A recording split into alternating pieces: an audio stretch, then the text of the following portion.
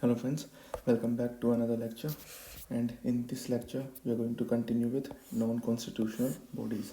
Okay, we have already studied Niti Aayog, National Human Rights Commission, State Human Rights Commission, and in this lecture we are going to study Central Information Commission, okay, and State Information Commission as well. ठीक है, इन दोनों को side by side करने वाले हैं so that आपके लिए थोड़ा इजी हो जाए रिमेंबर करना. Okay, and both of these bodies are on the similar lines, तो एक साथ पढ़ना ही बेनिफिशियल होगा. ऑलराइट,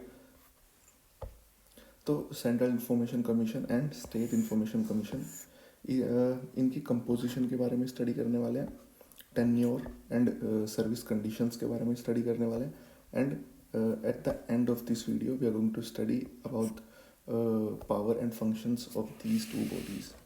ठीक है, okay, so the RTI Act 2005 provides for the creation of Central and State Information Commission. ठीक है, राइट टू इंफॉर्मेशन एक्ट आया था 2005 में, और इसके अंदर ही प्रोविज़न गिवन था कि एक सेंटर में एंड एक स्टेट में इंफॉर्मेशन कमीशन बनाया जाएगा. ठीक है, तो established by the central government in 2005, it is high powered independent body which inter alia looks into the complaints made to it and decide the appeals. ठीक है, इंटर आलिया मतलब बहुत कामों के साथ साथ ये काम भी करता है. ठीक है, इसके अदर फंक्शंस भी हैं, और उनमें से एक फंक्शन ये भी है कि ये कंप्लेंट्स को देखता है. ठीक है, look into the complaints made to it and decide the appeal. Right, it entertains complaints and appeals pertaining to offices, financial institutions, public sector undertaking etcetera under the central government and duties. ठीक है, ये हम बात कर रहे हैं central information commission की. ठीक है, तो सेंट्रल इंफॉर्मेशन कमीशन इन चीज़ों से रिलेटेड कंप्लेंट्स देखता है. Right, financial institutions, offices, public sector undertaking under the central government या फिर यूनियन टेरिटरी की गवर्नमेंट के अंडर हो. Right, now let's talk about the composition. Centre में जो इन्फॉर्मेशन कमीशन होगा उसकी क्या कॉम्पोजिशन होगी. वहाँ पे एक चीफ इंफॉर्मेशन कमिश्नर होंगे and not more than 10 information commissions. ठीक है, कमिश्नर्स. ऑलराइट, एक चीफ इंफॉर्मेशन कमिश्नर होंगे और not more than 10 information commissioners होंगे. राइट, ये यहाँ पे कमिश्नर है. राइट,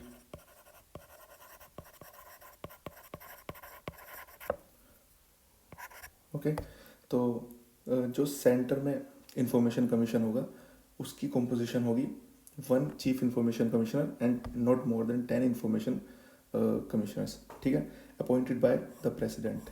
ये आपको याद रखना है. सेंटर में अगर इंफॉर्मेशन कमिश्नर है, इंफॉर्मेशन जो कमीशन होगा उसके सभी मेंबर्स को कौन अपॉइंट करेगा? President, on recommendation of a committee consisting of PM. ठीक है, कमिटी की बात चल रही है यहाँ पे. Okay, consisting of the PM, और जो पीएम होंगे वो चेयरपर्सन होंगे उस कमेटी के, the leader of opposition in Lok Sabha. ठीक है, and a union cabinet minister appointed by the PM. Okay, तो इस कमेटी के 3 मेंबर्स हो गए हैं. ठीक है, पीएम हो गए हैं चेयरपर्सन, लीडर ऑफ अपोजिशन हो गए हैं लोकसभा के, and union cabinet minister nominated by the prime minister. तो ये जो कमेटी होगी ये नाम फॉरवर्ड करेगी प्रेसिडेंट को, और प्रेसिडेंट उन्हीं नेम्स में से चूज करेंगे chief information commissioner and information commissioners. ठीक है, यहाँ तक बात क्लियर है. Now they should be persons of eminence in public life with wide knowledge and experience in law, science and technology, social service, management, journalism, mass media और administration and governance. तो इन सारी field में से well known जो personalities हैं वो उन्हीं को चूज़ किया जाएगा. ठीक है, इन पोस्ट के लिए. They shouldn't be a member of parliament और member of the legislature of any state और यूटी. ठीक है, and no office of profit. Right, and we have already discussed about this particular topic. No office of profit क्या होता है, we have already covered this as well. Okay, तो ये composition थी central information commission के composition members की। Alright, now state के अंदर जो इंफॉर्मेशन कमीशन होता है उसकी कंपोजिशन के बारे में एक बार बात करते हैं। उसके अंदर कौन कौन होंगे? एक state chief information commissioner and not more than 10 state information commissioners. ठीक है, state chief information commissioner, chief information commissioner ही होंगे स्टेट के, और 10 होंगे इंफॉर्मेशन कमिश्नर्स स्टेट के। ठीक है, appointed by obviously governor on recommendation of a committee consisting of the CM, जो कि चेयरमैन होंगे, and leader of opposition in state legislative assembly, यानी कि विधानसभा।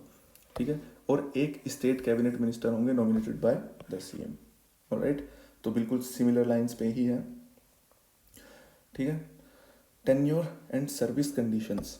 देखिए, आफ्टर आरटीआई अमेंडमेंट एक्ट जो 2019 में आया था आई थिंक, राइट, 2020 में आया था आई थिंक, तो उस एक्ट के बाद central government will notify the term of office, salary, allowances and other terms and conditions of the members of information commission.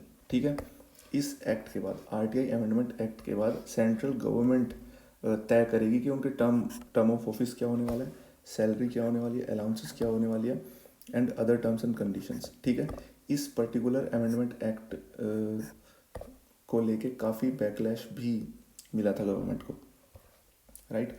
और इस एक्ट के आने से पहले जो टेन्योर था वो 5 ईयर्स एंड 65 ईयर्स था। ओके, ये भी क्वेश्चन आ सकता है कि आरटीआई अमेंडमेंट एक्ट से पहले क्या टेन्योर था, right. President can remove a chief information commissioner and information commissioner if he adjudged an insolvent, या तो वो इंसॉल्वेंट घोषित कर दिए जाए, if he engages during his tenure in any paid employment outside his office. ठीक है, ये भी बहुत इंपॉर्टेंट है fact. If he is according to the president unfit to continue due to infirmity of mind और बॉडी। ठीक है, अगर प्रेसिडेंट के हिसाब से लगता है कि वो अनफिट है इस पोस्ट के लिए, ठीक है, तो भी उन्हें रिमूव किया जा सकता है। If he has acquired such financial और other interest as is likely to affect prejudicially his official functions. ठीक है, या फिर वो किसी ऐसे काम में पाए गए हों, ऐसे काम को करते हुए पाए गए हों जिससे उनके बायसनेस पे क्वेश्चन उठाया जा सकता है, मतलब वो अनबायस्ड ना होके अगर डिसीजंस लें तो भी उन्हें रिमूव किया जा सकता है on the grounds of proofed misbehaviour and incapacity. ठीक है, तो ये कुछ ग्राउंड्स हैं जिनके बेस पे प्रेसिडेंट रिमूव कर सकते हैं चीफ इंफॉर्मेशन कमिश्नर को और इंफॉर्मेशन कमिश्नर को। ठीक है, ये सेंटर के केस में है। स्टेट के केस में ये काम गवर्नर के थ्रू किया जाएगा, right. Okay, however president refer the matter to supreme court. President के द्वारा ये मैटर सुप्रीम कोर्ट को रेफर किया जाएगा, एंड आफ्टर इंक्वायरी अगर ये बात सच पाई जाती है, जो ग्राउंड है वो ठीक पाया जाता है, if uphold the cause of removal then removed by president. ठीक है, सिंपल सा प्रोसीजर है। प्रेसिडेंट सुप्रीम कोर्ट को रेफर करेंगे मैटर को, सुप्रीम कोर्ट इंक्वायरी करेंगे, और अगर सही पाया जाता है ग्राउंड ऑफ रिमूवल तो रिमूव किया जाएगा by president. Now the salary allowances and other services conditions of chief information commissioner वो इक्वल होती हैं चीफ इलेक्शन कमीशन के। ठीक है, जो चीफ इलेक्शन कमिश्नर होते हैं उनके इक्वल होती है salary allowances and other services. Okay, और जो इंफॉर्मेशन कमिश्नर होते हैं उनकी इक्वल होती है इलेक्शन कमिश्नर्स के। ठीक है, इससे एक ऑलरेडी एक क्वेश्चन पूछा जा चुका है। ठीक है, तो keep this in mind.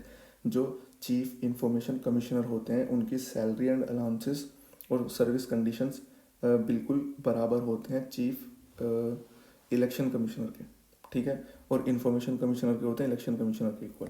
Alright, और स्टेट लेवल पे जो स्टेट चीफ इंफॉर्मेशन कमिश्नर होते हैं उनके इक्वल होते हैं इलेक्शन कमिश्नर के, और जो स्टेट इंफॉर्मेशन कमिश्नर होते हैं उनके होते हैं chief secretary of state government के। ठीक है, थोड़ा सा कंफ्यूजिंग लग रहा है but try to read this once और ट्वाइस तो आपको ईजिली ये याद हो जाएगा। Okay, Now, let's talk about the power and functions of these two bodies, right? देखिए, receives and inquire into a complaint from any person. ये receive करते हैं इंक्वायर किसी भी पर्सन से और उसमें इंक्वायरी करते हैं अगर who has not been able to submit any information request because of non appointment of a public information officer. अगर कोई पर्सन पब्लिक इंफॉर्मेशन ऑफिसर को अपन कंप्लेंट नहीं दे पा रहा है क्योंकि वहाँ पे कोई पब्लिक इंफॉर्मेशन ऑफिसर अभी अपॉइंट नहीं किया गया है, तो वो डायरेक्ट चीफ इंफॉर्मेशन कमीशन में भी जो है कंप्लेंट दे सकता है. ठीक है. Who has been refused information that was requested, या फिर किसी पर्सन ने जो रिक्वेस्ट किया किसी इंफॉर्मेशन के लिए उसे वो दी ना जाए तो भी ऐसा अप्रोच किया जा सकता है चीफ इंफॉर्मेशन कमीशन को. Who has not received response to his information request within specified time limits. अगर किसी पर्सन ने रिक्वेस्ट की किसी इन्फॉर्मेशन के लिए और वो इन्फॉर्मेशन उसे प्रोवाइड नहीं की गई with in a specific time limit, तो भी अप्रोच किया जा सकता है डायरेक्ट चीफ इंफॉर्मेशन कमीशन को. Who thinks information given is incomplete, misleading और फॉल्स. अगर जो इंफॉर्मेशन मिली है वो इनकम्प्लीट है, मिसलीडिंग है या फॉल्स है, तो भी अप्रोच किया जा सकता है. या फिर कोई और मैटर है रिलेटेड टू ऑब्टेनिंग इंफॉर्मेशन. ठीक है. इंफॉर्मेशन ऑब्टेन करने से कोई इंफॉर्मेशन ऑब्टेन करने से रिलेटेड कोई और मैटर है तो भी अप्रोच किया जा सकता है. Right. The commission can order inquiry into any matter if there are responsible grounds. किसी भी मैटर पे इंक्वायरी बैठाई जा सकती है इस कमीशन के द्वारा अगर उन्हें लगता है ग्राउंड जो है वो रीजनेबल है. Okay. While inquiring the commission has the power of a civil court. ठीक है. और मैंने आपको ऑलरेडी बताया था कि अगर कहीं पे आप ये देखते हैं कि किसी बॉडी के पास जो पावर है वो सिविल कोर्ट के रिगार्डिंग है तो उसे कासी जुडिशियल बॉडी भी बोलते हैं. ठीक है. ओके. तो किस किस केस में सिविल कोर्ट की पावर्स हैं इनके पास? Summoning and enforcing attendance of persons and compelling them to give oral or written evidence on oath and produce documents or things. ठीक है. इस केस में इनके पास सिविल कोर्ट की पावर्स हैं. Requiring the discovery and inspection of documents. इस case में भी issuing summons for examinations of witness और documents, any other matter which may be prescribed. ठीक है. तो इन सभी केसेस में इस बॉडी के पास सिविल कोर्ट की पावर्स भी हैं, तो ये कासी जुडिशियल बॉडी भी है. ओके. और जो चीफ इंफॉर्मेशन कमीशन की जो एनुअल रिपोर्ट है वो जाती है सीधा सेंट्रल गवर्नमेंट के पास और सेंट्रल गवर्नमेंट से each house of the parliament, और स्टेट के अंदर ये एनुअल रिपोर्ट जाएगी सीधा गवर्नमेंट के पास और गवर्नमेंट से सीधा स्टेट लेजिस्लेचर. ठीक है. तो ये थी ये जो दोनों बॉडीज़ थी ये कवर कर चुके हैं हम, central and state information commission. इसके बाद हम नेक्स्ट बॉडी देखने वाले हैं. Okay. Thank you very much for watching it. Do like this video, share it with your friends and do subscribe to our channel. Thank you very much guys.